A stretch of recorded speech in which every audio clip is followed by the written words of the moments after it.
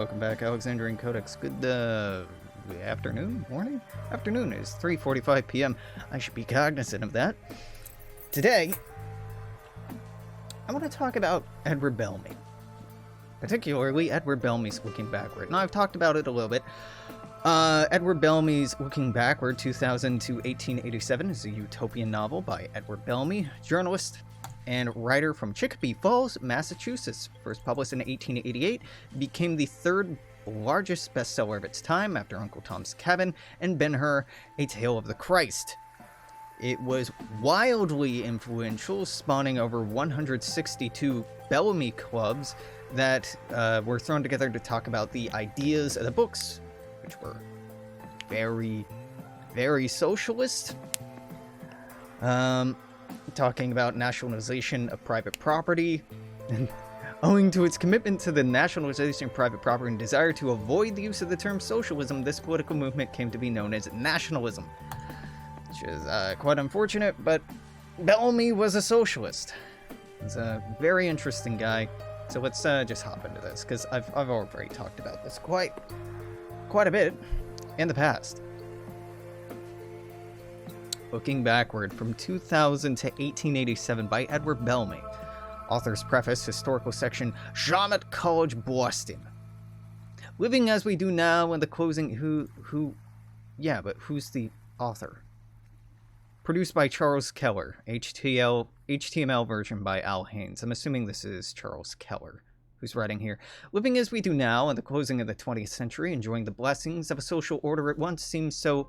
Wait, this is actually Bellamy, isn't it? I can't remember. So simple and logical that it seems but the triumph of common sense. It is no doubt difficult, this is Bellamy, for those whose studies have not largely historical to realize that the present organization of society is, in its completeness, less than a century old.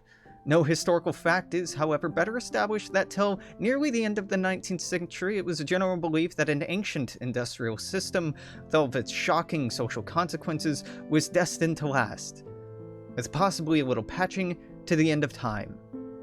How strange and well nigh incredible does it seem that so prodigious moral and material transformation as has taken place since then could have been accomplished in so brief an interval.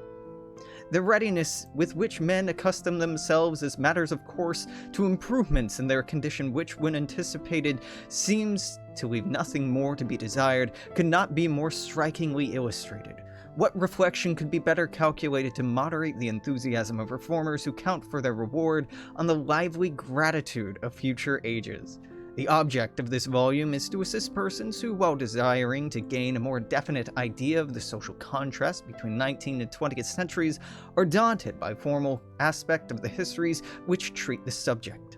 Warned by a teacher's experience that learning is accounted to weariness of the flesh, the author has sought to alleviate the instructive quality of the book by casting it in the form of a romantic narrative, which he would be glad to fancy not wholly devoid of interest on its own account.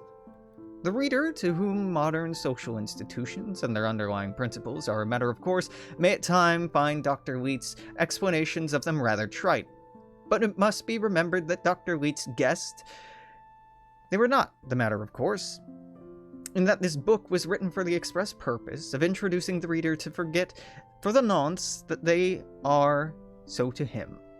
One word more. The almost universal theme of writers and orators who have celebrated this bi-millennial epoch has been the future rather than the past, not the advance that has been made, but the progress that shall be made. Ever onward and upward till the race shall achieve its inevitable destiny. This is well, wholly well, but it seems to me that nowhere can we find more solid ground for daring anticipations of human development during the next 1,000 years than by looking backward upon the progress of the last 100. That this volume may be so fortunate as to find readers whose interest in the subject shall incline them to overlook the deficiencies of the treatment is the hope in which the author steps aside and leaves Mr. Julian West to speak for himself. Look at me reading, all literate and shit. I first saw the light of the city of Boston in the year 1857. What, you say, 1857? It's an odd slip. He means 1957, of course. I beg your pardon, but there's no mistake. It was about 4 in the afternoon of December the 26th, one day after Christmas, in the year of 1857, not 1957, that I first breathed the east wind of Boston, which I assure the reader was at the remote period marked by the same penetrating quality characterizing it in the present year of grace 2000. These statements will seem absurd on their face, especially when I add that I am a young man, apparently 30 years of age, that no person can be blamed for refusing to read another word of what promises to be a mere imposition upon his credulity. Nevertheless, I earnestly assure the reader that no imposition is intended, and will undertake, if he shall follow me a few pages, to entirely convince him of this. If I may then provisionally assume, with the pledge of justifying the assumption, that I know better than the reader when I was born, I will go on with my narrative. As every schoolboy knows, in the latter part of the 19th century, the civilization of today, or anything like it, did not exist, although the elements which were to develop it were already in ferment. Nothing had, however, occurred to modify the immemorial division of society into the 4 classes, or nations, as it may be fitly called, since the differences between them were far greater than those between any nations nowadays of the rich and poor, the educated and the ignorant. I myself was rich, also educated, and possessed therefore all the elements of happiness enjoyed by the most fortunate in that age, living in luxury and occupied only with the pursuits of pleasures and the refinements of life. I derived the means of my support from the labor of others, rendering no sort of service in return. My parents and grandparents had lived in the same way, and I expected that my descendants, if I had any, would enjoy a like easy existence. But how could I live without service to the world, you ask? What should the world have supported in utter idleness one who was able to render service? The answer is my great-grandfather had accumulated a sum of money on which his descendants had ever since lived. The sum, you will naturally infer, must have been very large, not to have been exhausted in supporting 3 generations in idleness. This, however, was not the fact. The sum had originally been by no means large. It was, in fact, much larger now that 3 generations had supported upon it idleness than it was at first. The mystery of this use without consumption, of warmth without combustion, seems like magic, but it was merely an ingenious application of the art now happily lost, but carried to great perfection by your ancestors, of shifting the burden of one's support onto the shoulders of others. The man who had accomplished this, it was the end all sought, was said to live on the income of his investments. To explain at this point how the ancient methods of industry made this possible would delay us too much. I shall only stop now to say that interest on investments was a species of tax in perpetuity upon the product of those engaged in industry which a person possessing or inheriting money was able to levy. It must not be supposed that an arrangement which seems so unnatural and preposterous according to modern notions was never criticized by your ancestors. It had been the effort of lawgivers and prophets from the earliest ages to abolish interest, or at least to limit it to the smallest possible rate. Those efforts had, however, failed, as necessarily must so long as the ancient social organizations prevailed. At the time of which I write, the latter part of the 19th century, governments had generally given up on trying to regulate the subject at all. By the way of attempting to give the reader some general impression of the way people lived together in those days, and especially of the relations of the rich and poor to one another, perhaps I cannot do better than compare society as it was then to a prodigious coach, which the masses of humanity were harnessed to and dragged toilsomely along a very hilly and sandy road. The driver was hunger, permitted no lagging, though the pace was necessarily very slow. Despite the difficulty of drawing the coach at all along so hard a road, the top was covered with passengers who never got down, even at the steepest descents. These seats on top were very breezy and very comfortable. Well up out of the dust, their occupants would enjoy the scenery at their leisure, or critically discuss the merits of the straining team. Naturally, such places were in great demand, and the competition for them was keen, everyone seeking the first end in life to secure a seat on the coach for himself and leave it to his child after him. By the rule of the coach, a man could leave his seat to whom he wished, but on the other hand, there were many accidents by which it might be at any time wholly lost. For all that they were so easy, the seats were very insecure, and at every sudden jolt of the coach, persons were slipping out of them and falling to the ground, where they were instantly compelled to take hold of the rope and helped to drag the coach on, which they had before ridden so pleasantly. It was naturally regarded as a terrible misfortune to lose one's seat.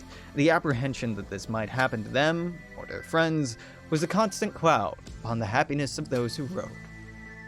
What did they think of themselves, you ask? Was not their very luxury rendered intolerable to them by comparison with the lot of their brothers and sisters in the harness, and the knowledge that their own weight added to their toil? Had they no compassion for their fellow beings from whom fortune only distinguished them? Oh yes, commiseration was frequently expressed by those who rode for those who pulled the coach, especially when the vehicle came to a bad place in the road, as it was constantly doing, or to a particularly steep hill. At such times, a desperate straining of the team, their agonized leaping and plunging over the pitiless lashing of hunger, the many who fainted at the rope and were trampled in the mire, made a very distressing spectacle, which often called forth highly creditable displays of feeling on top of the coach. At such times, the passengers would call down encouragingly to the toilers of the rope, exhorting them to patience, holding out hopes of possible compensation in another world for the hardness of their lot, while others contributed to buy salves and liniments for the crippled and injured. It was agreed it was a great pity that the coach should be so hard to pull, and a sense of general relief when the especially bad piece of road was gotten over. This relief was not indeed wholly on account of the team, for there was always some danger at these bad places of a general overturn in which all would lose their seats. It must in truth be admitted that the main effect of the spectacle of the misery of the toilers of the rope was to enhance the passengers' sense of value of their seats upon the coach, and to cause them to hold on more desperately than before. If the passengers could have only felt assured neither they nor their friends would ever fall from the top, it was probable that, beyond contributing to the funds for liniments and bandages, they troubled themselves extremely little about those who dragged the coach. While I am well aware this will appear to most women and men of the 20th century an incredible inhumanity, but there are two facts, both very curious, which partly explain it. In the first place, it was firmly and sincerely believed that there was no other way in which society could get along, except that many pulled at the rope and the few rode. And not only this, but no very radical improvement even was possible, either in the harness and the coach, the roadway, or distribution of the toil. It had been as it always was, and it would always be so. It was a pity, but it could not be helped, and philosophy forbade wasting compassion on what was clearly beyond remedy. The other fact is yet more curious, consisting of a singular hallucination which those on top of the coach generally shared, that they were not exactly like their brothers and sisters who pulled at the rope, but of a finer clay, in some way belonging to a higher order of beings who might justly expect to be drawn. This seems unaccountable, but as I once rode upon this very coach and shared in that very hallucination, I ought to be believed. The strangest thing about the hallucination was that those who had but just climbed up from the ground before they had outgrown the marks of the rope upon their hands began to fall under its influence. As for those whose parents and grandparents had before them been so fortunate as to keep their seats on the top, the conviction they cherished of the essential difference between their sort of humanity and the common article was absolute. The effect of such delusion in moderating fellow feeling for the sufferings of the mass of men into distant and philosophical compassion is obvious. To it I refer as the only extenuation I can offer for the indifference which, at the period I write of, marked my own attitude toward the misery of my brothers. In 1887, I came to my 30th year. Although still unmarried, I was engaged to wed Edith Bartlett. She, like myself, rode upon the top of the coach, that is to say, not to encumber ourselves further with an illustration which has, I hope, served its purpose of giving the reader some general impression of how we lived then. Her family was wealthy. In that age, when money alone commanded all that was agreeable and refined in life, it was enough for a woman to be rich, to have suitors. But Edith Bartlett was beautiful, and graceful also.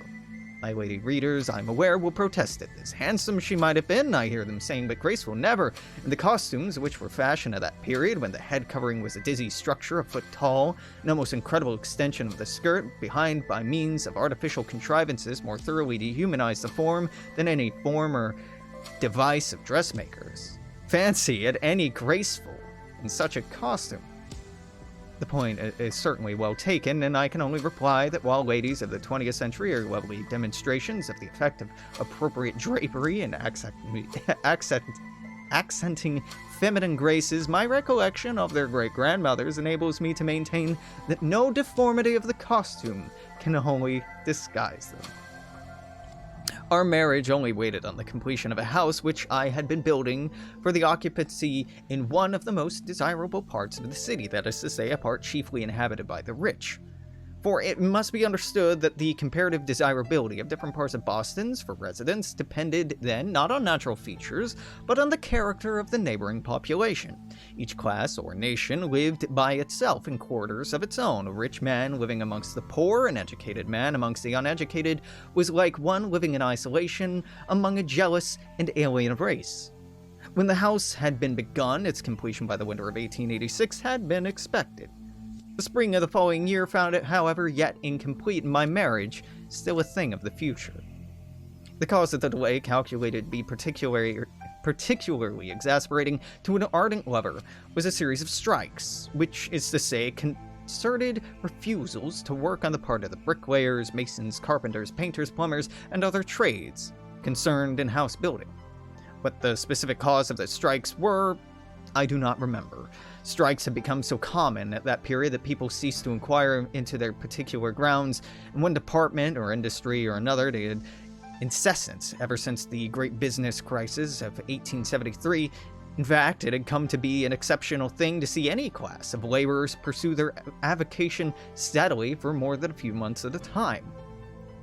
A reader who observes the dates alluded to will, of course, recognize in these disturbances of industry the first and incoherent phase of a great movement which ended in establishment of the modern industrialization system and all of its social consequences. It's so plain in retrospect that a child can understand it, but not being prophets, we of that day had no clear idea what was happening to us. We did not see, or what we did see, was that industrially the country was in a very queer way. The relation between the workingman and the employer, between labor, capital, appeared in some unaccountable manner to have become dislocated. The working class had quite suddenly and very generally become infected with a profound discontent in their condition, and an idea that it could be greatly bettered if only they knew how to go about it. On every side, with one accord, they preferred demands for higher pay, shorter hours, better dwellings, better educational advantages, and a share in the refinements and luxuries of life. Demands which it was impossible to see the way granting unless the world were to become a great deal richer than it was. Though they knew something of what they wanted, they knew nothing of how to accomplish it. And the eager enthusiasm with which they thronged about any one who seemed likely to give them any light on the subject lent sudden reputation to many would-be leaders, some of whom had little enough light to give.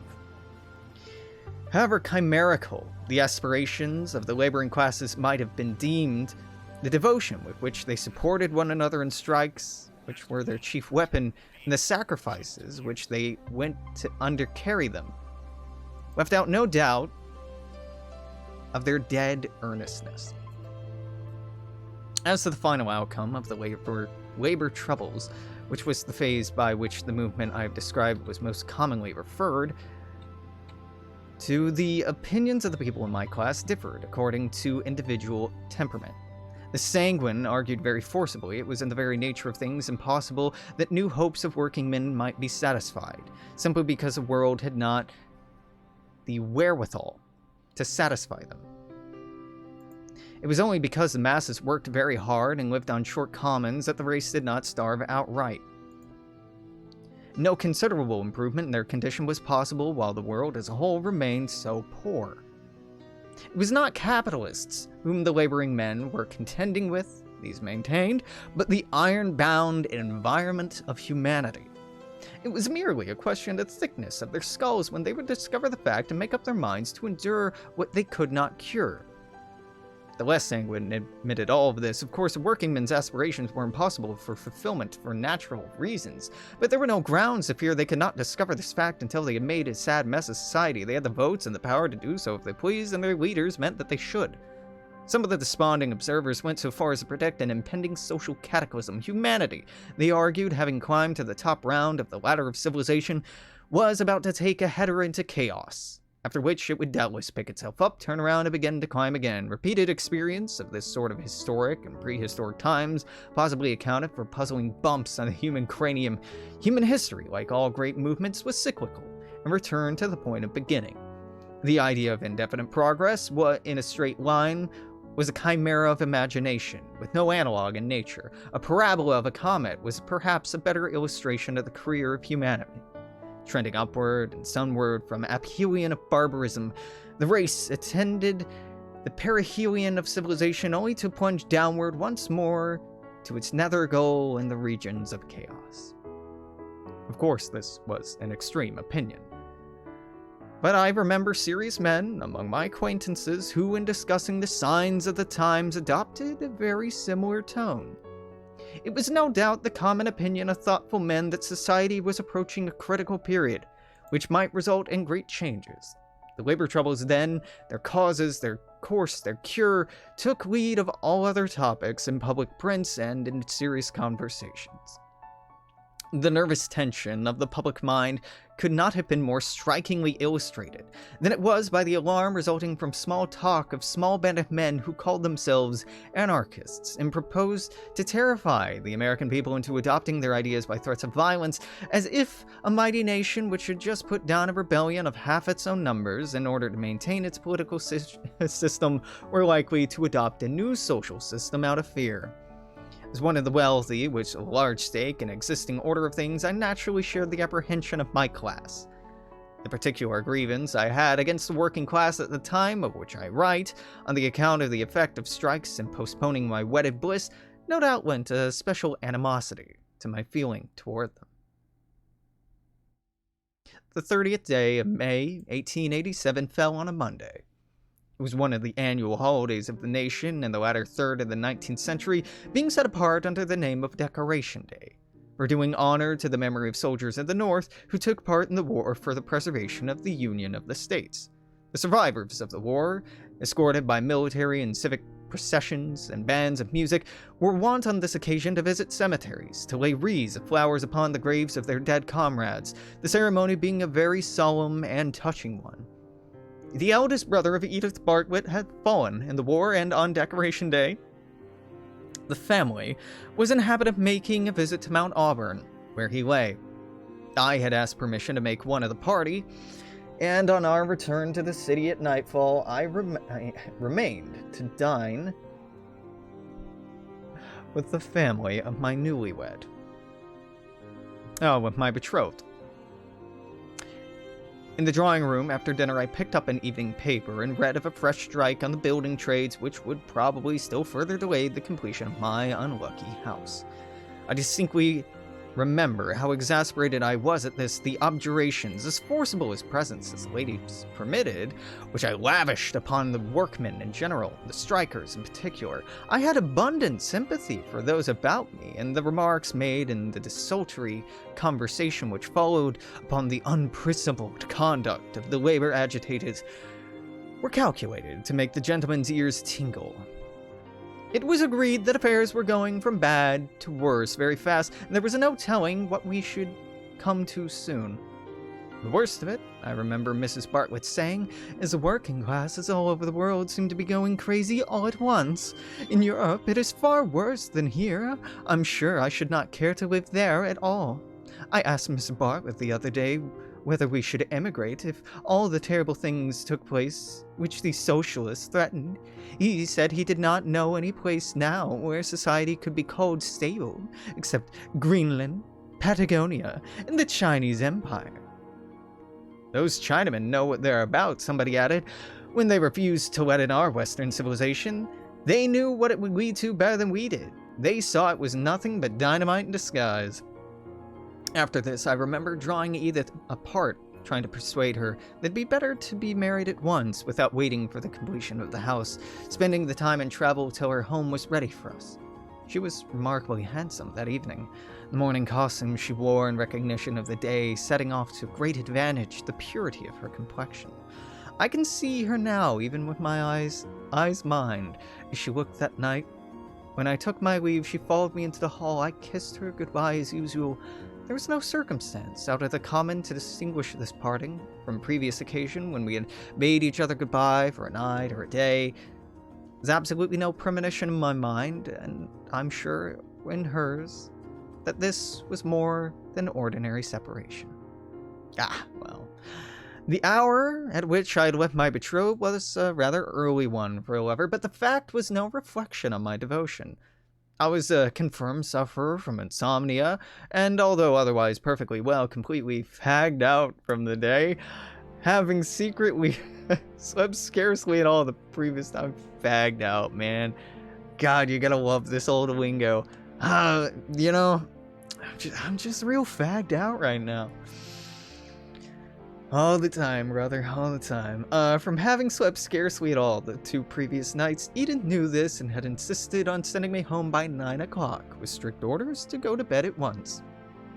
The house in which I lived had been occupied by 3 generations of the family, of which I was the only living representative in a direct line. It was a large, ancient wooden mansion, very elegant and old-fashioned way within, but situated in a quarter that had long since become undesirable for residence. From its invasion by tenement houses and manufactories, it was not a house to which I could think of bringing a bride, much less so dainty a one as Edith Bartlett. I'd advertise it for sale and meanwhile merely use it for sleeping purposes, dining at my club. One servant, a faithful colored man by the name of Sawyer, lived with me and attended to my few wants. One feature of the house I expected to miss greatly when I should leave it was the sleeping chamber, which I had built under the foundations. I could not have slept in the city at all with its never-ceasing nightly noise had I not been obliged to use an upstairs chamber. But to the subterranean room no murmur from the upper world ever penetrated. When I had entered it and closed the door, I was surrounded by the silence of the tomb. In order to prevent the dampness of the subsoil from penetrating the chamber, the walls had been laid in hydraulic cement and were very thick. The floor was likewise protected. In order that the room might also serve as a vault equally proof against violence and flames for the storage of valuables, I had roofed it with stone slabs hermetically sealed, and the outer door was of iron and a thick coating of asbestos. A small pipe connecting with a windmill on top of the house ensured the renewal of air. They're setting up like, oh, okay, this is the cryo chamber I was in, but it's like real old timey. Yeah, so I'm in like a 19th century fallout shelter, right? And that's why I was able to sleep and tell the future. It might seem that the tenant of such a chamber ought to be able to command slumber. But it was rare that I slept well, even there, 2 nights in succession.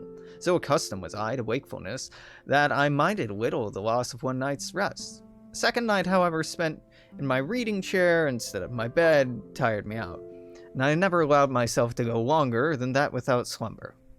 From fear or nervous disorder, from this statement, it will be inferred that I had at my command some artificial means for inducing sleep in the last resort, and in fact, so I had. After 2 sleepless nights, I found myself on the approach of a third without sensations of drowsiness. I called in Dr. Pillsbury. He was a doctor, by courtesy only, which was called in those days an irregular or quack doctor. He called himself a professor of animal magnetism.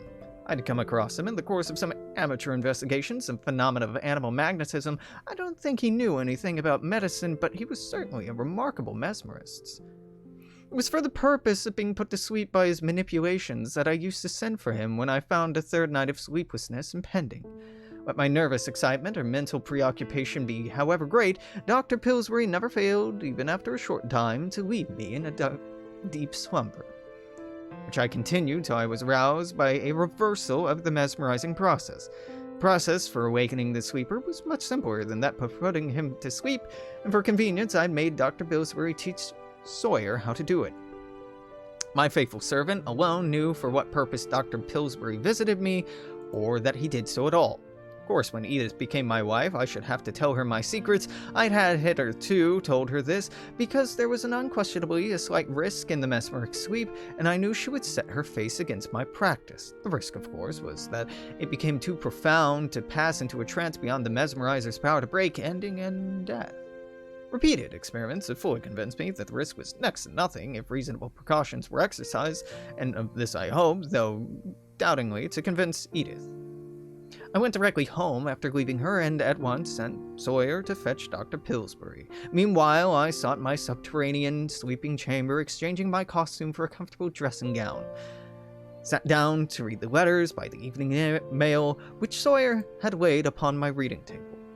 One of them was from the builder of my new house and confirmed what I had inferred from the newspaper item. News strikes, he said, had postponed indefinitely the completion of the contract, as neither masters nor workmen could conclude the point at issue without long struggle. Caligula wished that the Roman people had but one neck, that he might cut it off, and as I read this letter, I'm afraid for a moment I was capable of wishing the same thing concerning the labor classes of America. The return of Sawyer with Doctor interrupted my gloomy meditations. It appeared that he had with difficulty been able to secure his services, as he was preparing to leave the city that very night. Goodbye, phone. The doctor explained that he had since he had seen me last, he had learned of a fine professional opening in a distant city, and had decided to take prompt advantage of it. On my asking, in some panic, what I was to do for someone to put me to sleep, he gave me the name of several mesmerizers in Boston who he averred had quite as great powers as his own. Somewhat relieved on this point, I instructed Sawyer to rouse me at 9 o'clock the next morning, and laying on the bed in my dressing gown, assumed a comfortable attitude, surrendered myself to the manipulations of the mesmerer. Owing perhaps to my unusually nervous state, I was slower than common in losing consciousness, but at length, a delicious drowsiness stole over me. Dude, I totally forgot about that. Right, I thought, he literally slept. He sleeps from 1887 to the year 2000 because he got hypnotized. Yes, mesmerized to sleep until the future. He's going to open his eyes. You'd better see but one of us first. Promise me then you will not tell him. The first voice was a man's, second a woman's, and both spoke in whispers. I'll see how well he seems, replied the man. No, promise me, persisted the other. Let her have her way, whispered a third, also a woman. Well, I promise, then, answered the man. Go, quick, he's coming out of it. There was a rustle of garments. I opened my eyes. A fine-looking man, of perhaps 60, was bending over me. An expression of much benevolence mingled with great curiosity upon his features. He was an utter stranger. I raised myself on an elbow and looked around. The room was empty. I'd certainly never been in it before, or furnished one like it. I looked at my companion, and he smiled. How do you feel? He inquired. Where am I? I demanded. You are in my house, was the reply. How came I here? We'll talk about that when you are stronger. Meanwhile, I beg that you feel no anxiety. You're amongst friends and in good hands. How do you feel? A bit queerly, I replied. But I'm well, I suppose. Will you tell me how I came to be indebted to your hospitality? What has happened to me? How came I here? It was in my own home that I went to sleep.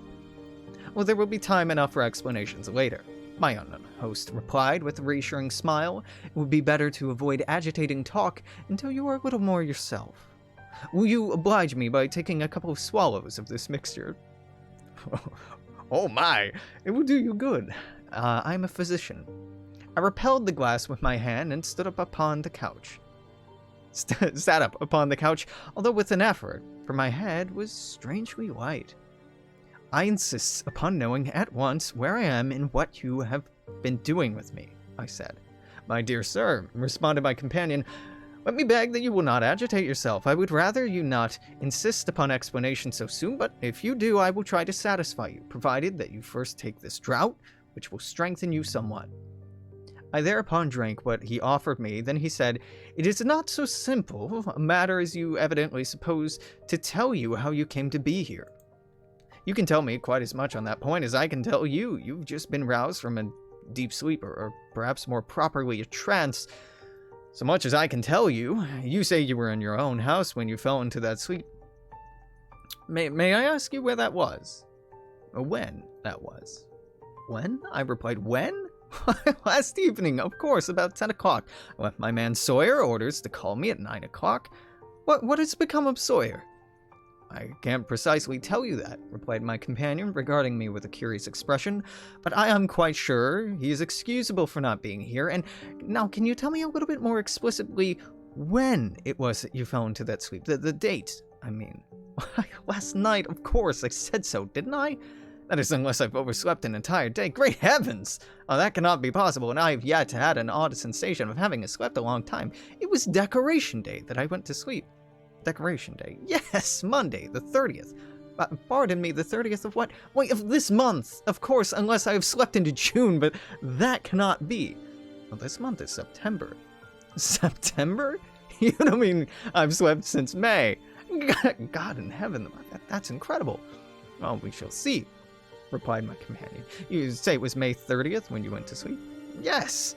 "May I ask of what year?" I stared blankly at him, incapable of speech for some moments. Of what year?" I feebly echoed at last. "Yes, of what year, if you please." "After you've told me, I shall be able to tell you how long you've slept." "It's the year 1887, I said. My companion insisted I should take another draught from the glass and felt my pulse. "My dear sir," he said, "your manners indicates that you are a man of culture, which I am aware was by no means a matter of course in your day, as it is now.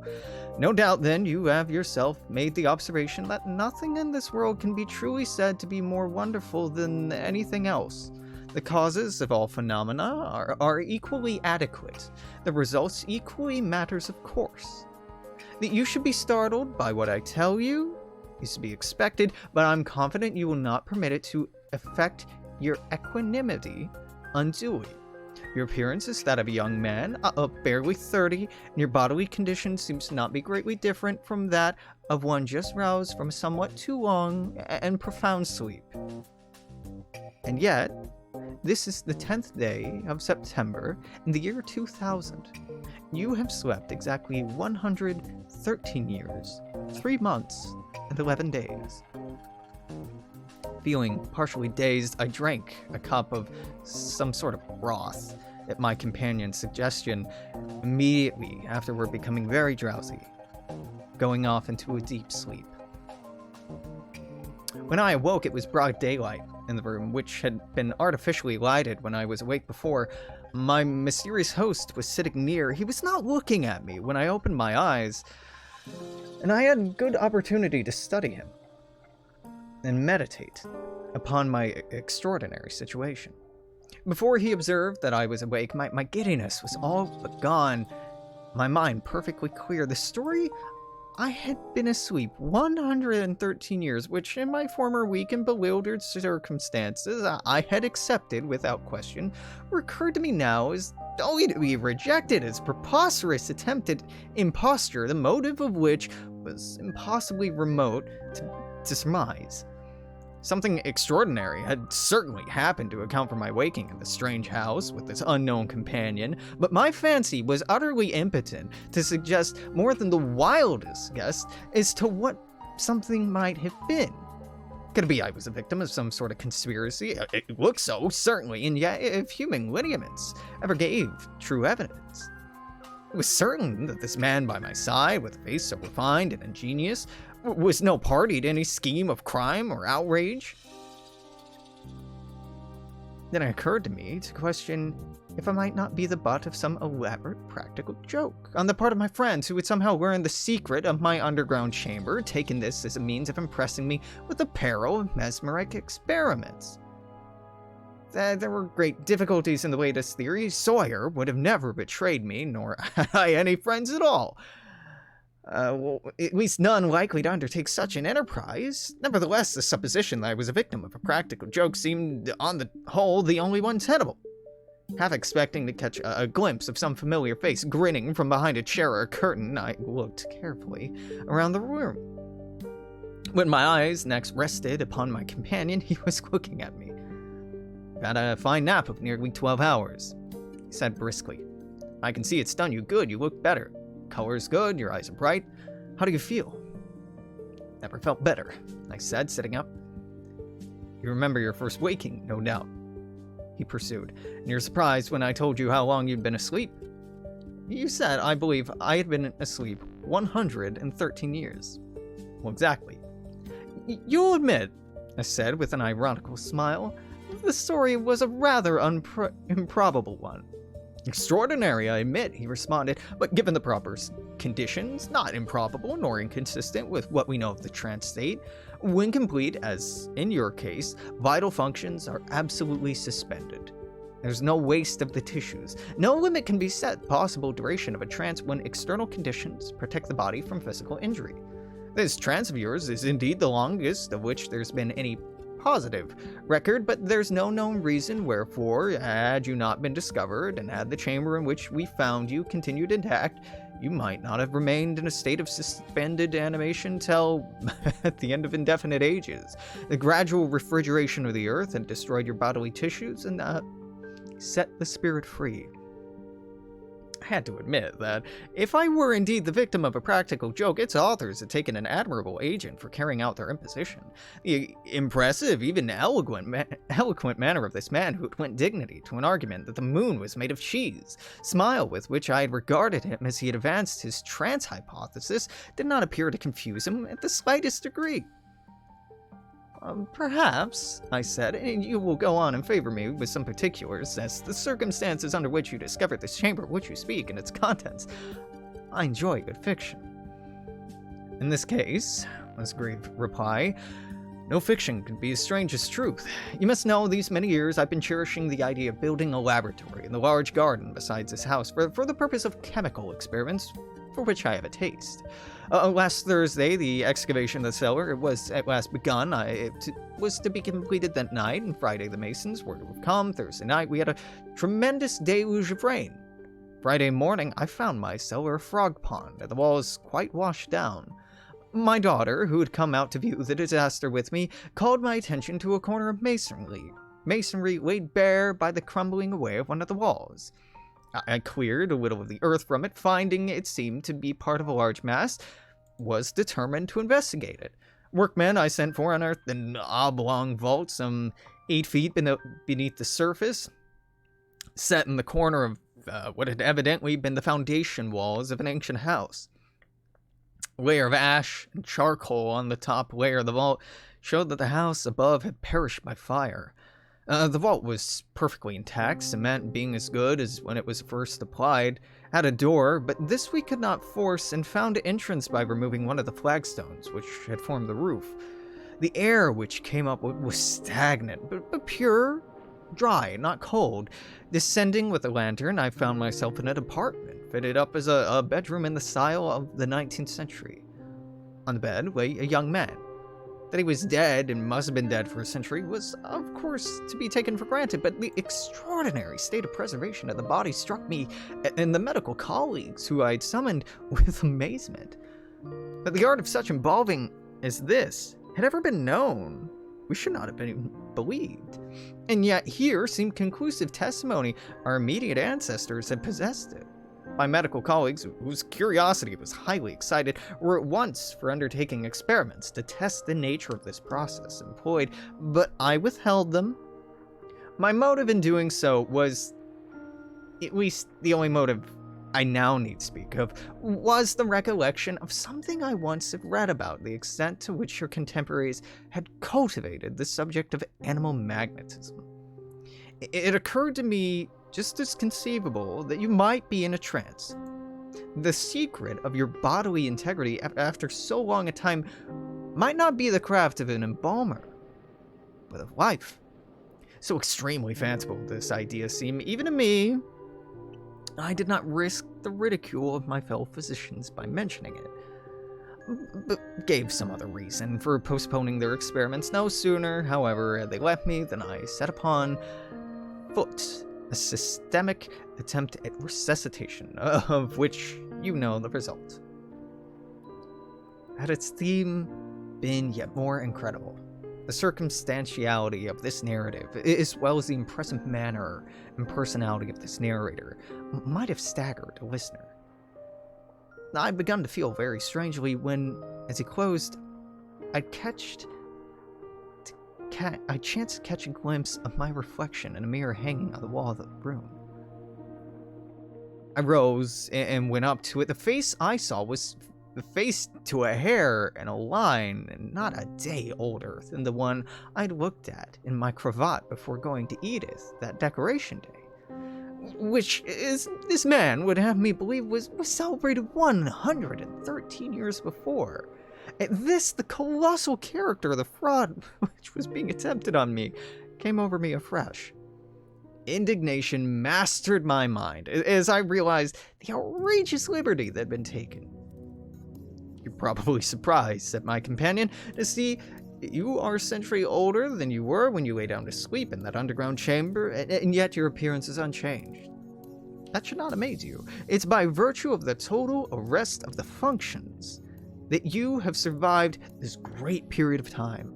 If your body had undergone any change during your trance, it would long ago have suffered dissolution." "Sir," I replied, turning to him, "what your motive can be in reciting to me with a serious face this remarkable fiasco, Farango, I am utterly unable to guess. You're surely yourself too intelligent to suppose that anybody but an imbecile could be deceived by it. Spare me any more of this elaborate nonsense. Once and for all, tell me whether you refuse to give me an intelligible account of where I am and how I came to be here. If so, I shall proceed to ascertain my whereabouts for myself, whoever that may hinder." "You do not, then, believe this is the year 2000? "Do you really think it necessary to ask me that?" I returned.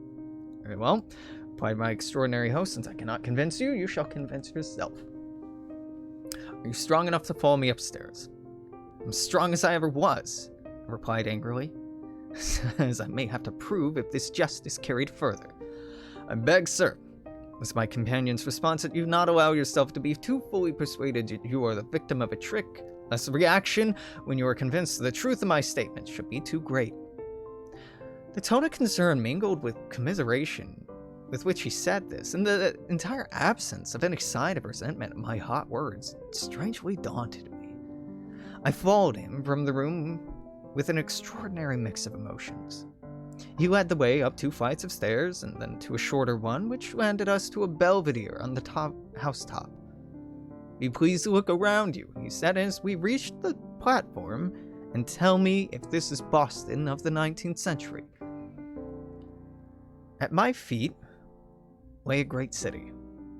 Miles of broad stone, shaded by trees, lined with fine buildings. For the most part, not in continuous blocks, but set in larger or smaller enclosures, stretched in every direction. Every quarter contained open squares filled with trees, among which statues glistened, mountains flashed in the late afternoon sun. Public buildings of colossal size and an architectural grandeur unparalleled in my day raised their stately piles on every side. Surely I had never seen a city like this, nor one comparable to it before. Raising my eyes at last towards the horizon, I looked westward, and that blue ribbon winding away to the sunset, was it not the sinuous Charles? I looked to east, and Boston Harbor stretched before me with all of its headlands, not one of its green islets missing. I knew then that I had been told the truth concerning the prodigious thing which had befallen me. Well, we're about in an hour. Oh, God, he really makes such an effort to be like Okay, I'm setting up the war. Let's talk. Let's have conversations. So I'll level with you. I don't like this book. I don't like this book because the way that Bellamy explores it, and we'll see this. I probably only have one more chapter in me. This is just kind of a you know, an aperitif. This is just the taste. I'm not gonna read this whole fucking book, because chapter 11, 16, 22. I read this in college. 26, 27 total chapters, I think. 28. It's possible, but Lord above, I don't know if my voice could hold out. I did not faint, but the effort to realize my position made me very giddy. I remember my companion had to give me a strong arm as he conducted me from the roof to a roomy apartment on the upper floor of the house, where he insisted upon my taking a glass or two of good wine and participating in a light repast. I think you're going to be all right now, he said cheerily. I should not have taken so abrupt a means to convince you of your position, of your course.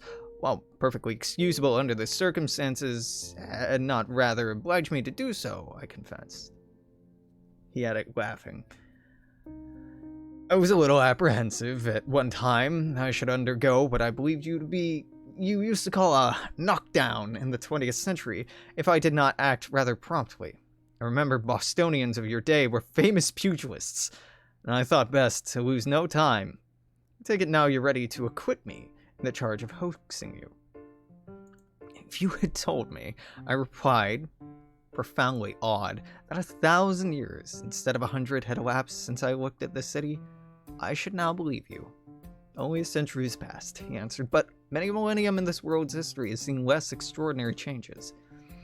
Now, he said, extending his hand with an air of irresistible cordiality, let me give you a hearty welcome to the Boston of the 20th century and to this house.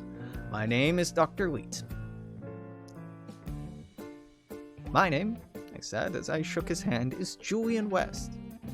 I'm most happy in making your acquaintance, Mr. West, he responded. Seeing that this house is built upon the site of your own, I hope that you will find it easy to make yourself at home in it. After my refreshment, Dr. Wheat offered me a bath and a change of clothing, which I gladly availed myself. It did not appear that any startling revolution in men's attire had been among the great changes my host had spoken of, for barring a few details, my new habiliments did not puzzle me at all. Physically, I was now myself again, but mentally, how it was with me, the reader will doubtless wonder, what were my intellectual sensations? He may wish to know, on finding myself so suddenly dropped, as it were, into a new world. In reply, let me ask him to suppose himself suddenly, in the twinkling of an eye, transported from Earth to paradise or Hades. What does he fancy would be his own experience? Would his thoughts return at once to the Earth he had just left, or would he, after the first shock, well nigh forget his former home for a while, albeit remembered later, in interest excited by his new surroundings? All I can say that if his experience were all like mine in the transition that I'm describing, the latter hypothesis would prove the correct one. The impressions of amazement and curiosity which my new surroundings produced and occupied my mind after the first shock to the inclusion of all other thoughts. For the time, the memory of my former life was, as it were, in abeyance. No sooner did I find myself physically rehabilitated through the kind offices of my host, I became eager to return to the housetop. Presently, we were comfortably seated in the easy chairs there, with the city beneath and around us. After Dr. Wheat had responded to numerous questions on my part as to ancient landmarks I missed and new ones which had replaced them, he asked me what point of contrast between the new and old city struck me most forcibly. To speak of things small before great, I responded. I really think that the absence of chimneys and their smoke is the first detail that impressed me. Ha! Ejaculated my companion with an air of much interest. I'd forgotten the chimneys. So long since they went out of use, nearly a century since the crude methods of combustion on which you depended for heat became obsolete. General, I said, what impresses me most about the city is the material prosperity on the part of your people, with its magnificence implies. I would give a great deal for just one glimpse of the Boston of your day, replied Dr. Wheat. Wheat, they have photos. They have... Come on, man. No doubt, as you imply, the cities of the period were rather shabby affairs. You have the taste to make them splendid, which I would not be so rude as to question. The general poverty resulting from your extraordinary industrial system would not have given you the means. Moreover, the excessive individualism which then prevailed was inconsistent with much public spirit. What little wealth you had seemed almost wholly to have been lavished in private luxury. Nowadays, on the contrary, there's no destination for surplus wealth so popular as the adornment of the city, which all enjoy in equal degree. The sun had been setting as we returned to the housetop. As we talked, night descended upon the city. It's growing dark, said Dr. Lee. Let us descend into the house. I want to introduce my wife and daughter to you. His words recalled to me the feminine voices which I heard whispering about me as I was coming back to conscious life. And more curious to learn what the ladies of the year 2000 were like, I assented with alacrity to the proposition. The apartment in which we found the wife and daughter of my host, as well as the interior of the house, was filled with a mellow light, which I knew must be artificial, though I could not discover the source from which it were diffused. Mrs. Lee were an exceptionally fine-looking and well-preserved woman of about her husband's age, while the daughter, who was in the first blush of womanhood, was the most beautiful girl I had ever seen. Her face was as bewitching as deep blue eyes. Yes, he's gonna fuck her. I mean, no, he's not gonna fuck her because it's a 19th century novel, but like, he's doing the Kirk thing. He's doing the Kirk thing. Oh, I'm in a strange new place. Gotta find a lady to sauce things up. It's a trope. All right, it's been a trope for a long time. Is it bad writing? Yes, it's bad writing. Imperfect features could make it, but even had her countenance lacked special charms, the faultless luxuriance of her figure would have given her a place of beauty amongst the women of the 19th century. Feminine softness and delicacy were in this lovely creature deliciously combined with an appearance of health and abounding physical vitality, too often lacking in the maidens with whom alone I could compare her. It were a coincidence trifling in comparison with the general strangeness of the situation, but still striking, that her name should be Edith. Ooh, how weird! That evening that followed was certainly unique in the history of social intercourse, but to suppose that our conversation was peculiarly strained or difficult would be a great mistake. I believe indeed that it's under what may be called unnatural in the sense of the extraordinary circumstances people behave the most naturally, for the reason, no doubt, that such circumstances banish artificiality. I know at any rate that my intercourse that evening with these representatives of another age and world marked by an ingenious sincerity and frankness such as but rarely crown long acquaintance. No doubt the exquisite tact of my entertainers had much to do with this. Of course, there was nothing we could do but talk of the strange experience by virtue of which I was there, but they talked of it with an interest so naive and direct in its expression as to relieve the subject to a great degree of the element of the weird and uncanny, which might have so easily been overpowering. One might have supposed that they were in the habit of entertaining waifs of another century, so perfect was their tact.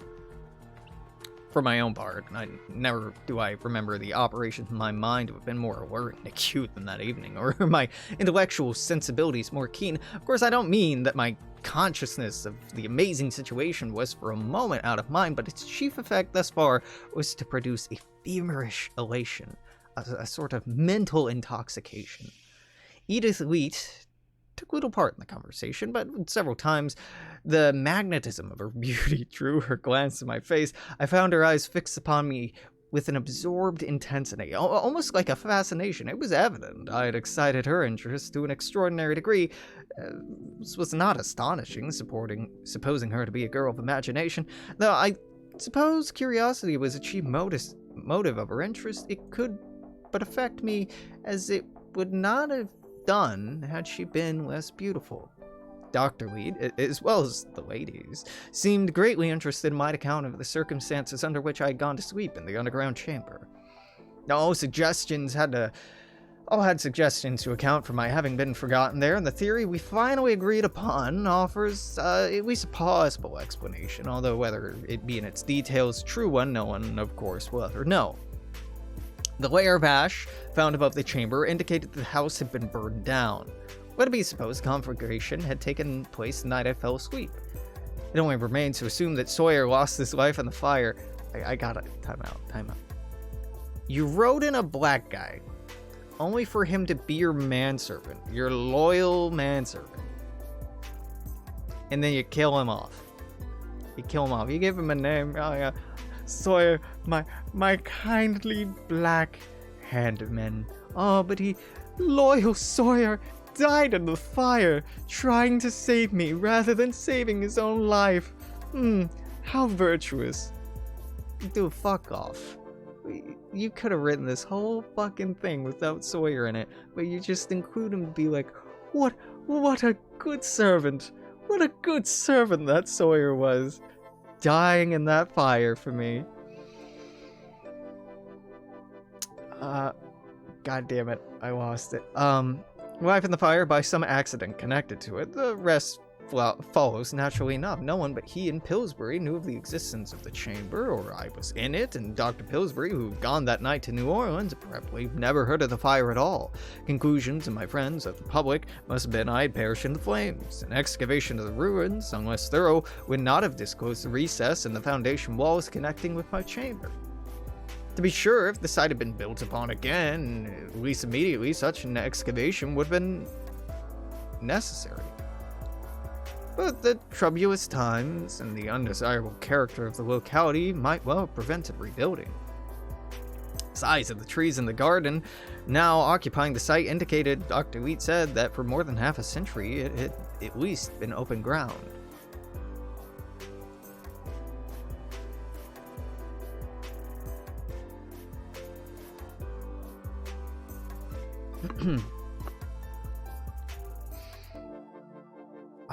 God damn it, I hate how they do this.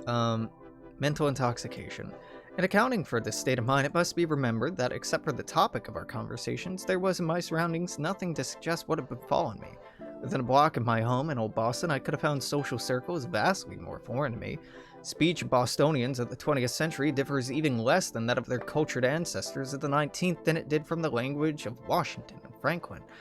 While the differences between the style of dress and furniture of the two epochs are not more marked than I would have known fashion to make in the time of one generation.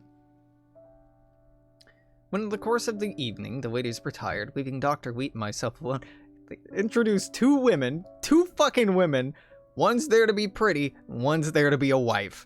They don't actually have any dialogue yet. Well, that's his wife, cause like he needs a wife, and then like that's his pretty daughter who's barely yet a woman, but girl, have I not seen a more beautiful piece of ass in all my days. I'm gonna get me some of that future pussy. That is what he's writing. He sounded me as to my disposition for sleep, saying that if I felt like it, my bed was ready for me.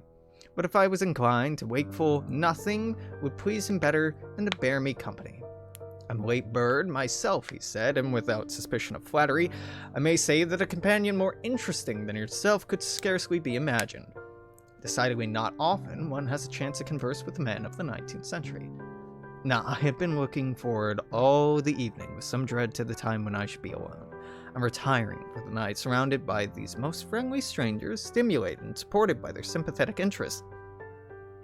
I've been able to keep my mental balance. Even then, however, in pauses of conversations, I had had glimpses, vivid as its lightning flashes, of the horror of strangeness that was waiting to be faced when I could no longer command diversion. I knew I could not sleep that night, and as for lying awake and thinking, it argues no cowardice, I'm sure to confess that I was afraid of it. When in reply to my host's question, I frankly told him this. He replied it'd be strange if I did not feel just so, but that I need have no anxiety about sleeping. Whenever I wanted to go to bed, he would give me a dose which would ensure me a sound night's sleep without fail. Next morning, no doubt, I would awake without the feeling of an old citizen. Before I acquired that, I replied, I must know a little bit more about this sort of Boston I've come back to. You've told me we were upon the housetop that, though a century had only elapsed since I had fallen asleep, it had been marked by a great change in the conditions of humanity than many a previous millennium. With that city before me, I could well believe that, but I'm very curious to know what some of the changes have been. To make a beginning somewhere for the subject is doubtless a large one. What solution, if any, have you found for the labor question? It was the Sphinx's riddle of the 19th century. When I dropped out, the Sphinx was threatening to devour society because the answer was not forthcoming. It's well known, sleeping 100 years to learn what the answer was, right answer was, if indeed you found it yet. As no such thing as a labor question is known nowadays, replied Dr. Layton. There's no thing in which it could arise. I suppose we may claim to have solved it. Society would indeed be fully deserved being devoured if it had failed to answer a riddle so entirely simple. In fact, to speak by the book, it was not necessary for society to solve the riddle at all. It may have solved itself. The solution came as a result of an industrial evolution which could not have terminated otherwise. All that society had to do was to recognize and cooperate with that evolution when its tendency had become unmistakable. I can only say, I answered, that the time I fell asleep, no such evolution had been recognized. It was in 1887 that you fell into the sleep, I think you said. Yes, May 30th, 1887. My companion regarded me musingly for some moments, and he observed, You tell me that even then there was no general recognition of the nature of the crisis which society was nearing? Of course, I fully credit your statement. The singular blindness of your contemporaries to the times is a phenomenon commented on many of our historians, but few facts of history are more difficult for us to realize. So obvious and unmistakable as we look back, seeing the indications, which must have also come under your eyes of the transformation about to come to pass. I should be interested, Mr. West, if you would give me some definite idea of the view of which you and men of your grade of intellect took the state and prospects of society in 1887. You must at least have realized the widespread industrial and social troubles, the underlying dissatisfaction of all classes with the inequities of societies and general misery of mankind were portents of great changes of some sort. We did, indeed, fully realize that, I replied. We felt society was dragging anchor, and the danger of going adrift. Whither it would drift, nobody could say, but all feared the rocks. Nevertheless, said Dr. Leet, the set of the current was perfectly perceptible if you but taken pains to observe it. It was not towards the rocks, but toward a deeper channel. We had a popular proverb, I replied, that hindsight is better than foresight, the force of which I shall now, no doubt, appreciate more fully than ever. All I can say is that the prospect was such that when I went into that long sleep, I should not have been surprised had I looked down upon your house top today, upon a heap of charred and moss-grown ruins, instead of this glorious city. Dr. Leet had listened to me with close attention, nodded thoughtfully as I finished speaking. What you have said, he observed, will now be regarded as a most valuable vindication of Stotteroyd, whose account of your era is generally thought exaggerated in its picture of gloom and confusion in men's minds. That period of transition like that should have been full of excitement, and agitation was indeed to be looked for, but seeing how plain was the tendency of the forces in operations, it was natural to believe that hope, rather than fear, would have been prevailing temper of the popular mind. You've not yet told me what the answer to the riddle which you found. I said, I'm impatient to know what contradiction of natural sequence the peace and prosperity you now seem to enjoy could have been an outcome of an era like my own. Excuse me, replied my host, but do you smoke? It was not until our cigars were lighted and drawing well that he resumed. Since you're in humor to talk rather than sleep, and I certainly am, perhaps I cannot do better than try to give you an idea of our own modern industrialization system, to dissipate at least the impression that there's any mystery about the process of its evolution. Bostonians of your day had a reputation being great askers of questions. I'm going to show my dissent by asking you one to begin with. What should you name as the most prominent feature of the labor troubles of your day? Why, the strikes, of course, I replied. Exactly. But what made the strikes so formidable? The great labor organizations, and what motive of these great labor organizations? Workmen claimed they had to organize to get their rights from big corporations, I replied. That is just it, said Dr. Wheat. The organization of labor and strikes were an effect merely of the concentration of capital in greater masses than had ever been known before.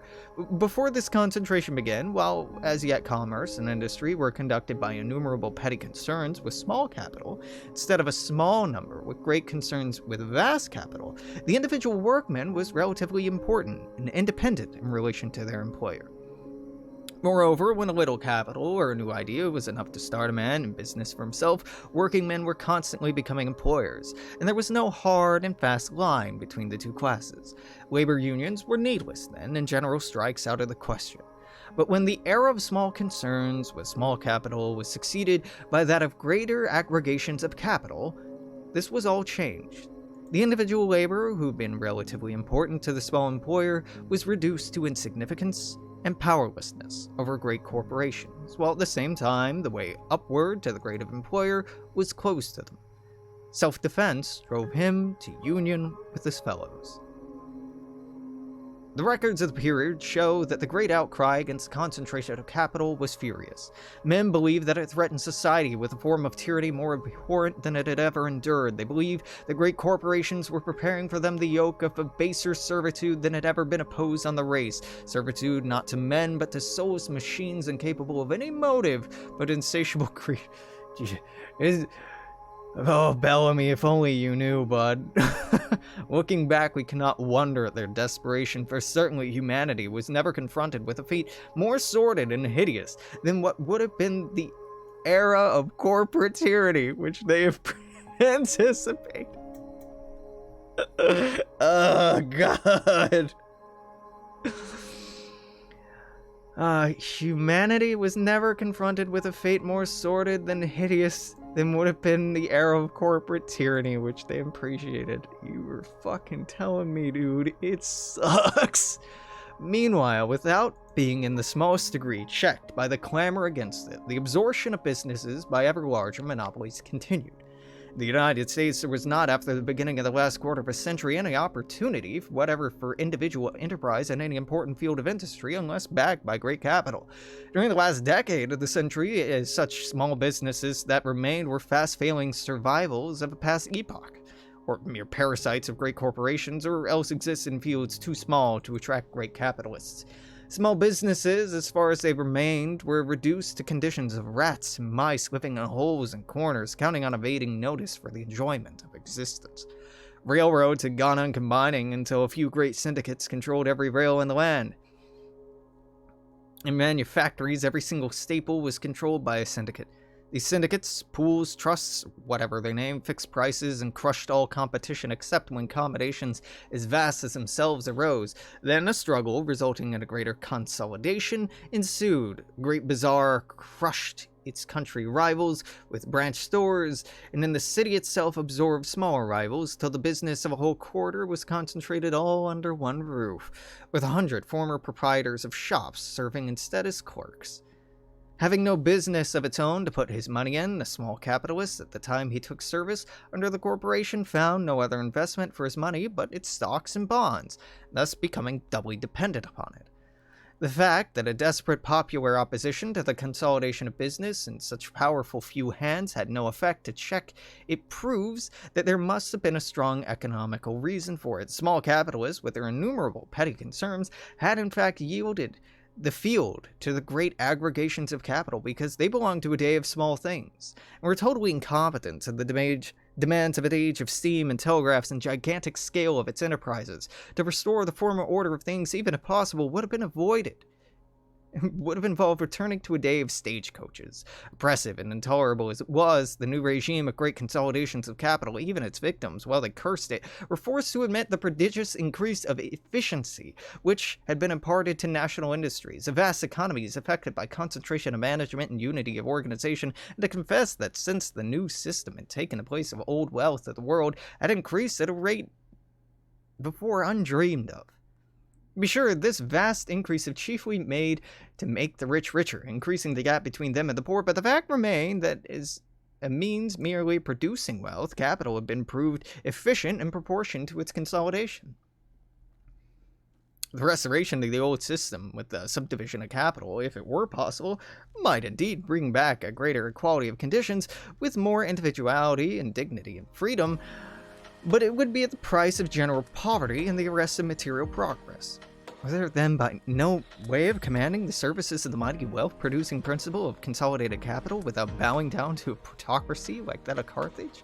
Soon as man began to ask themselves these questions, they found the answer ready for them.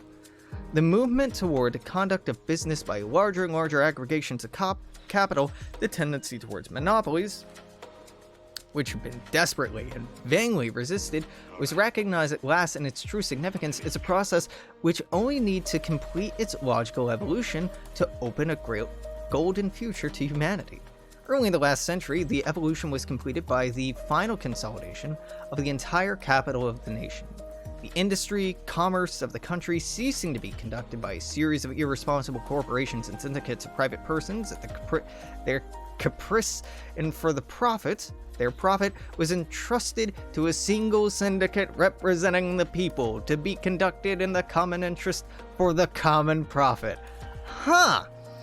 Remember all the happy times we had? A single syndicate representing the people being conducted in the common interest for common profit. What does that sound like? What does that sound like, huh? A planned economy? Very much alike. State capitalism? My God, he's a Soviet. We got ourselves a Marxist-Leninist here, and he don't know who the fuck Lenin is. Right, so he's trying really hard not to say socialism. And he even it's very relentlessly being like, unions are a lost cause, striking won't go anywhere. But they find their way to this kind of socialist system in a very roundabout way, right? The nation, that is to say, organized as a one great business corporation, in which other corporations were absorbed. It's the megacorps. It's we in cyberpunk media in like the 80s, the idea of the mega corporation is like seen as this thing coming out of the 80s. Yeah, the 1880s. This asshole is writing about a future 100 years departed from his own in which megacorps run the world. Cyberpunk 2077, huh? Not so original. Not so original. Sole employer, the final monopoly in which all previous and lesser monopolies were swallowed up, a monopoly of the profits and economies of which all citizens shared. The epoch of trust ended in the Great Trust. In a word, the people of the United States concluded to assume the conduct of their own business just as 100-odd years before they had assumed the conduct of their own government, organizing now for industrial purposes on precisely the same grounds they had organized for political purposes. At last, strangely late in the world's history, the obvious fact was perceived that no business is so essential. The public business is the industry and commerce on which the people's livelihood depends, and that to entrust it to private persons to be managed for private profit is folly similar in kind, though vastly greater in magnitude, to that of surrendering the functions of political government to kings and nobles to be conducted for their personal glorification. Such a stupendous change as you describe, said I, did not, of course, take place without great bloodshed and terrible convulsions. But of course, this is a utopia novel, so it did. On the contrary, replied Dr. Wheat, there was absolutely no violence. The change had been long foreseen. Public opinion had become fully ripe for it. The mass of people were behind it. There was no possibility of opposing it by force than by argument. On the other hand, the popular sentiment towards the great corporations and those identified them ceased to be one of bitterness as they came to realize their necessity is a link, a transitional phase in the evolution of a true industrial system. The most violent foes of private monopolies were now forced to recognize how invaluable and indispensable had been their office in educating people up to the point of assuming control of their own business. 50 years before, the consolidation of industries in the country under national control would have seemed a very daring experiment to the most sanguine. But a series of object lessons seen and studied by all men, the great corporations had taught the people an entirely new idea on the subject. They had seen for many years syndicates handling revenues greater than those of states, directing the labor of hundreds of thousands of men with an efficiency and economy unattainable in smaller operations. It had come to be recognized as an axiom that the larger the business, the simpler the principles that can be applied to it, that as the machine is truer than the hand, so the system, which in a great concern does the work of the master's eye in a small business, turns out more accurate results. Thus it came about, thanks to corporations themselves. When it proposed that the nation should assume their functions, the suggestion implied nothing which seemed impracticable even to the timid. Be it sure it was beyond any step yet taken, broader realization, but the very fact a nation would be the sole corporation in the field would, it was seen, relieve the undertaking of many difficulties with which the partial monopolies had contended. So when I say offhandedly that Edward Bellamy is a socialist, I mean it loosely, dude. I mean it loosely, because, like, he... and this is part of why I don't like this fucking crazy-ass utopian novel. I'm done. I have a headache. It's been an hour and a half. I had no commitment to read this whole thing. If you're curious, it's on Gutenberg. Gutenberg's wonderful. You can always find these great old texts. It seems so ridiculous, right? Marx wrote about, like, the contradictions in capital would lead to its collapse. Bellamy's supposition here is that the efficacy of capital in continuing to consolidate would eventually lead to, you know, this Omega corporation, right? This entity that owns everything, that runs everything. And he doesn't really explain why the state should take it over. Just that, well, it was only natural that the state should take it over, the people should take it over. It doesn't really talk about how, and this is in my mind one of the biggest failures and why centralism or nationalism didn't really take off, is there's no real argument here for what to do, how to do it, and they kind of get into it a little bit from here on out. If I recall, mostly they just describe the aspects of this world, pieces of, like, how it works, and trying to, I don't know, I vaguely remember. It's been almost 10 years now since I read this the first time. The Edward Jones, fuck off. Why would I ever want to look up Edward Jones? My dude. Rather complicated. He, looking backward, was incredibly successful. He established the newspaper The New Nation, started forming these nationalist clubs, the emerging populist party. He was in many ways progressive. In many ways progressive, but it's fucking weird. The Bellamite movement was a thing. Although Bellamy retrospectively claimed he did not write looking backward as a blueprint for political action. Yeah, and it should not be read that way, because this is a joke.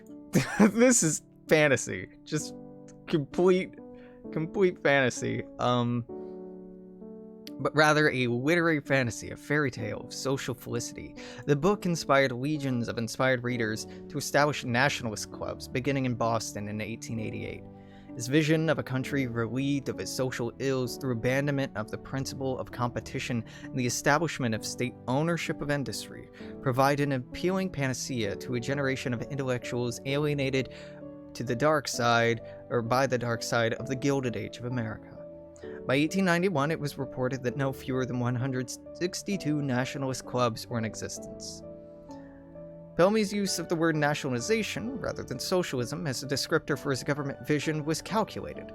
He did not want to limit either sales of his novel or the potential influence of its political ideas. In a letter to literary critic William Dean Howells, Bellamy wrote, "Every sensible man will admit there is a big deal in a name, especially in making first impressions, and the radicalness of the opinions I've expressed.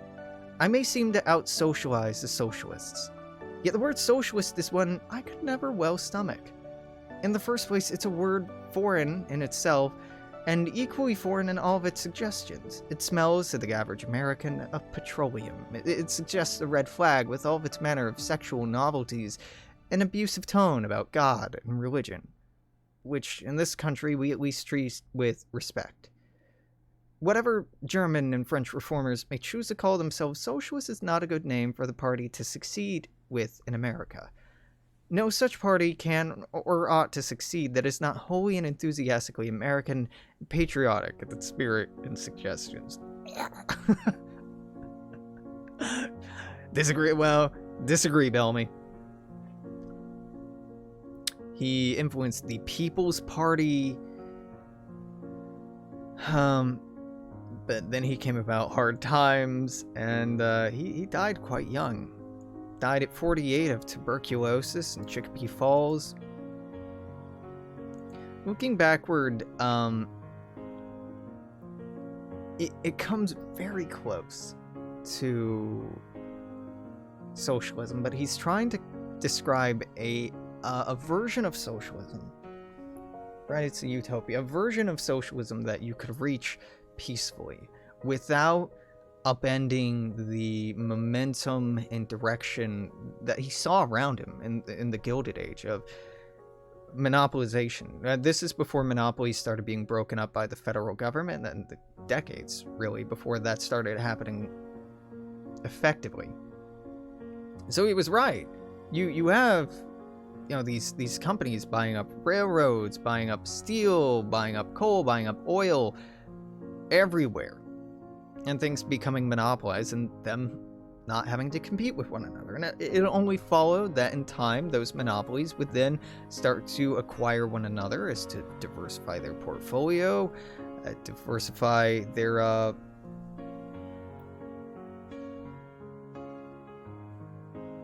diversify isn't the word I wanted there, to increase efficiency in their supply chain, to cut costs. A railroad company naturally would want to overtake and purchase a steel company, because then making the new lines would be even cheaper. And well, you might as well try and take over the lumber industry while you're at it, and might as well take over the construction of locomotions. Man, that does not sound right. Of trains. And, you cascade. Then you gotta get coal, and then you gotta get this, and this, and this, and this, and this. It only makes sense, if you're consolidating capital, and that is in his mind, and in his world, and in his time, seen as kind of an inevitable force.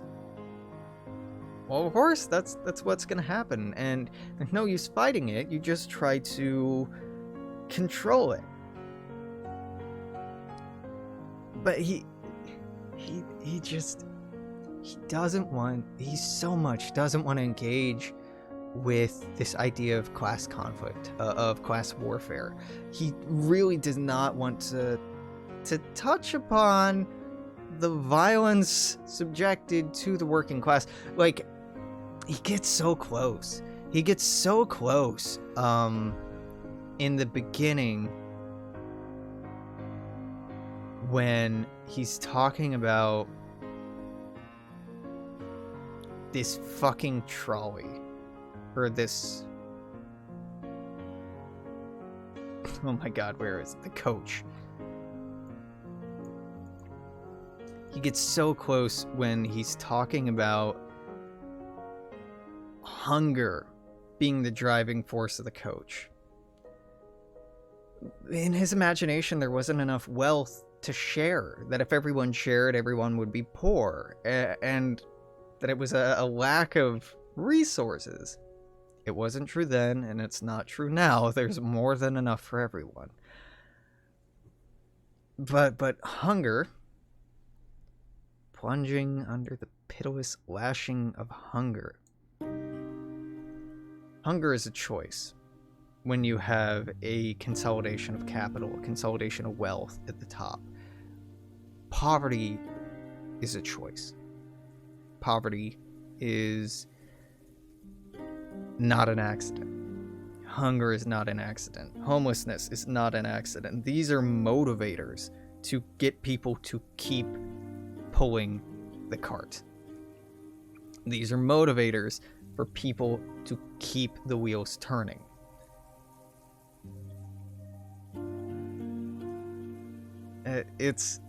That's what he's not.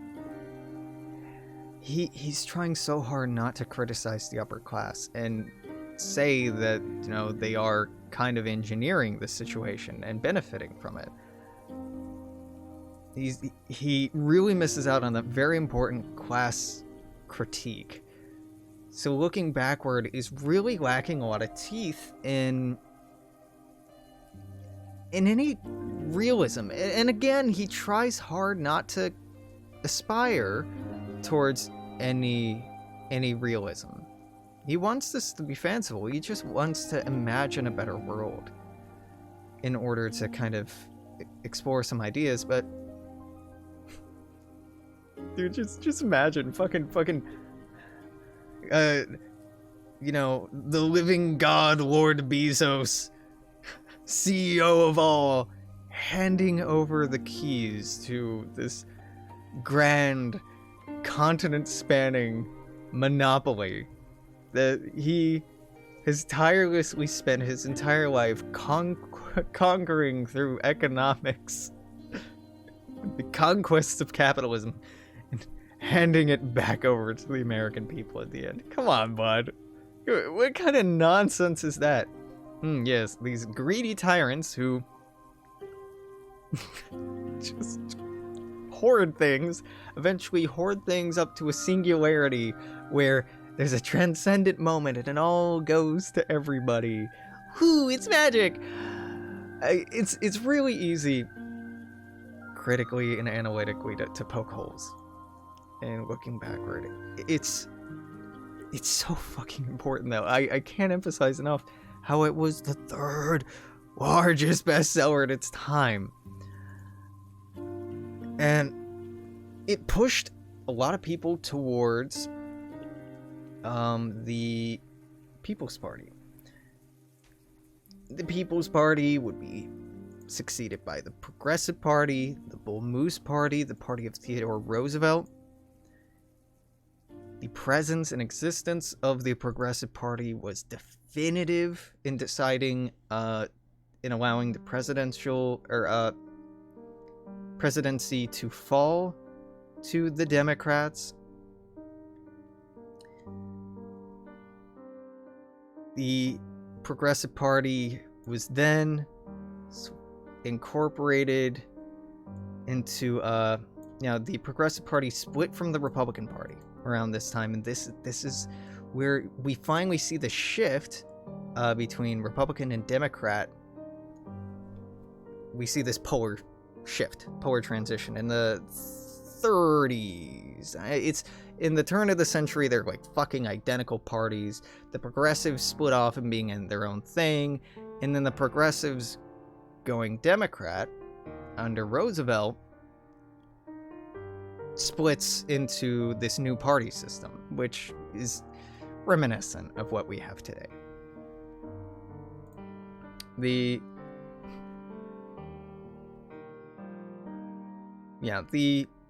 Progressive Party is very, very, very important.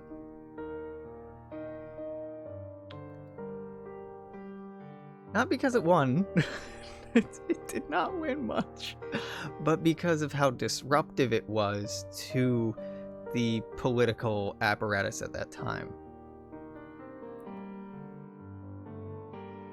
Oh, William Jennings Bryan. God, how did I forget about him? Yeah.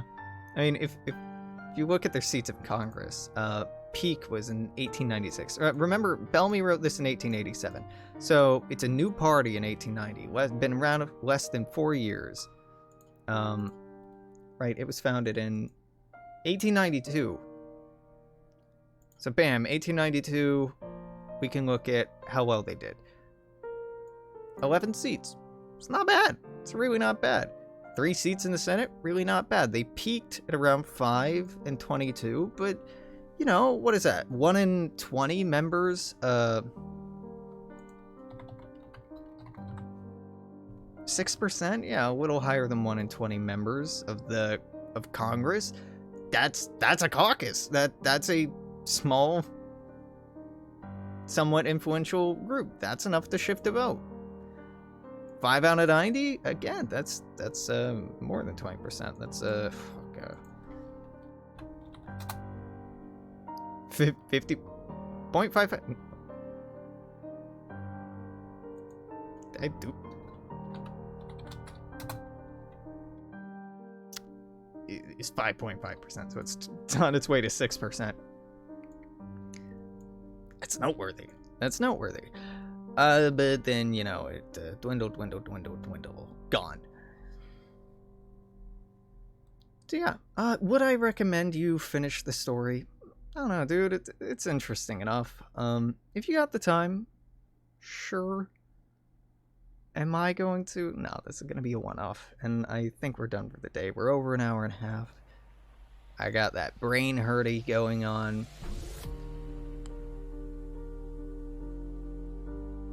The writing's not bad, man. His use in language, particularly at the beginning, is quite captivating. I find it really indulgent. We'll scroll through pretty quickly. Hey, look, they're talking to each other.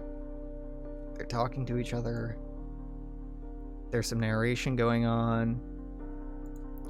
Synopsis. Here, let's look at the synopsis. Spoilers!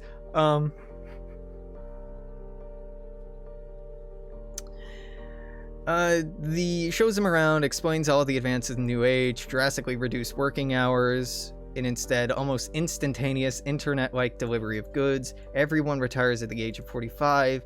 Most people eat in public kitchens. The productive capacity of the United States is nationally owned. Goods are equally distributed.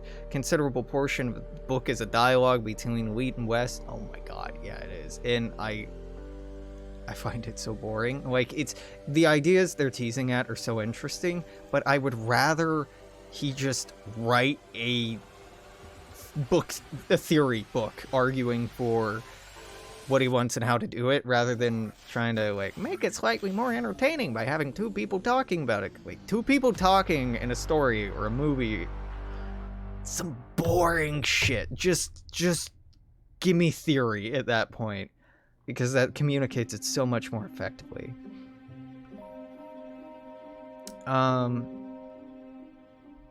Bellamy's novel did not discuss technology or economy in detail. This is very important. It's very ephemeral. Like, it's very sentimental for what he's wanting, but it doesn't get specific enough to actually suggest direction or action. Commenters frequently compare it with actual economic and technological developments. There's a store similar to these. It's a warehouse club. He additionally introduces credit cards. Oh my god, yeah, but they function like debit cards. Credit is not a thing he imagines here. All citizens receive an equal amount of credit, so universal income. Those with difficult, dangerous, or specialized or unpleasant jobs work less. They don't get paid more, they just work less. Bellamy also predicts sermons and music being available in the home through cable telephone. You know, this was already kind of a thing at its time, but not in Boston. Despite the ethical character of his socialism, though he was initially reluctant to use the word socialism, Bellamy's ideas somewhat reflect classical Marxism. Somewhat. Again, it's lacking that critical class consciousness. It doesn't talk about the contradictions in capitalism. It's lacking some very important parts that make Marxism a coherent critique of capitalism. If you take those things out to try to make it prettier and easier and just like, whoa, a utopia happened because capitalists finally got rational. It's a fucking fantasy. Civil suits have ended in socialism, crime has become a medical issue, atavism is employed to explain that crimes are not related to inequality anymore because socialism took care of inequality. Criminals are medically treated, professional judge presides, yada yada yada yada.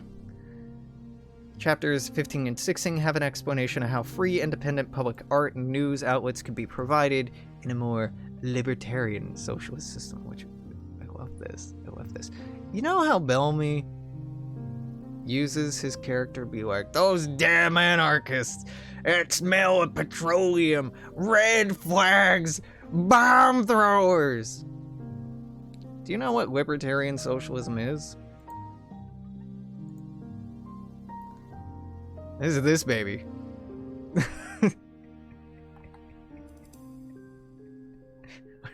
Libertarian socialism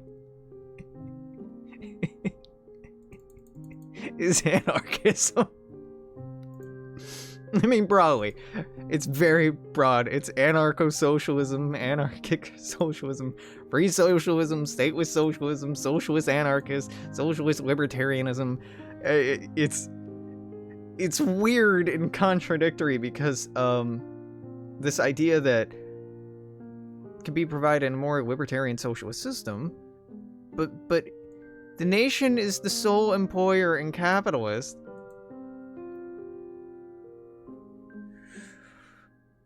But libertarian socialism is anti-statist. It's not. These don't fit together.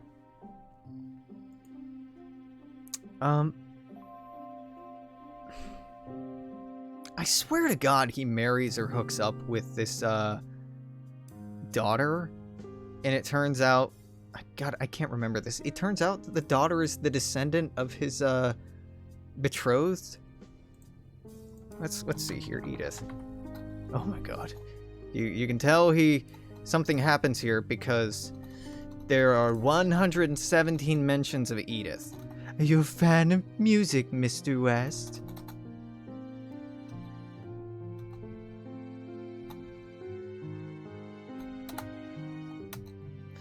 Okay, we're just gonna...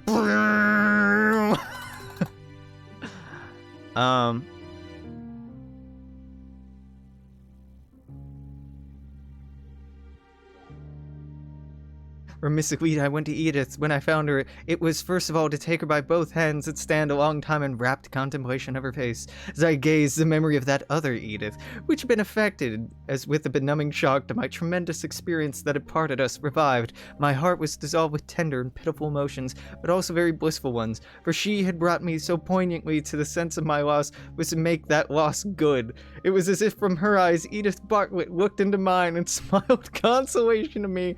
My fate was not alone the strangest, but the most fortunate that ever befell man. A double miracle had been wrought for me. I had not been stranded upon the shores of this strange world to find myself alone and companionless. My love, who I dreamed lost, had been re-embodied for my consolation. When at last, in an ecstasy of gratitude and tenderness, I folded the lovely girl in my arms. The two Ediths blended in my thought, nor have they ever since been clearly distinguished. I was not long in finding that on Edith's part there was a corresponding confusion of identities. Never surely was there between freshly united lovers a stranger talk than ours that afternoon. She seemed more anxious to have me speak of Edith Bartlett than of herself. How I loved her more than I loved herself, rewarding my fond words concerning another woman with tears and smiles and pressures of the hand. what the fuck, Bellamy? You could have written this whole ass story without this weird fucking arc. And I'm amazed that the Wikipedia article doesn't talk about this. That Bellamy goes to the future and marries a version of his past wife who's probably descended from her.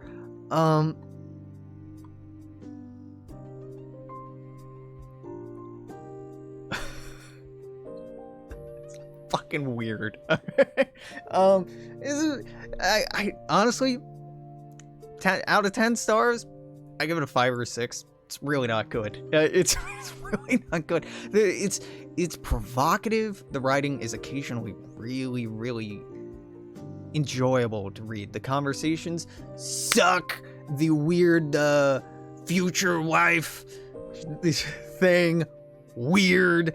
A lot of the critique, half-baked. But this informed a generation and pushed a lot of people towards progressivism, towards socialism, towards communism, anarchism, towards the left, in a way that very few treatises did, very few books did. If it works, right? You know, if it works. Fuck knows. Is it good? No. But, well, I guess it doesn't have to be good. Well, with that, terrible transition, I think we're gonna wrap up for today. I do intend, at some point, eventually, maybe, kinda, sorta, to continue working on the Viki 2 mod. I'm taking a break. I've had family in town, and I've been enjoying that. I've honestly been modding Skyrim and playing the hell out of that. But, yeah, look forward to more of that in the future. Wasn't I? Oh yeah, Subnautica, I was streaming that. I finished playing Subnautica Below Zero off stream, so no more of that. And I don't know, I don't have great aspirations for like, oh man, oh boy, howdy, I gotta stream soon. But I miss reading. I was thinking back to when I read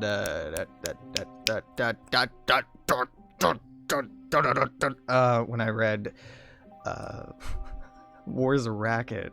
And I do like these. Man, is the stream really frozen with that face? God, that is charming. Or is it just because it's not my active window? Is the video buffering? It sure is. Sure is. The previews looked like shit on my end. No, okay. It was stuck with a very silly expression. Man, I'm loopy and tired. Anyway, I'm shutting up. This is it for today. Until fucking who knows when. This is me, I'm you, yeah. Wait. I was me, you're you. Who was phone, Alex? Go to bed.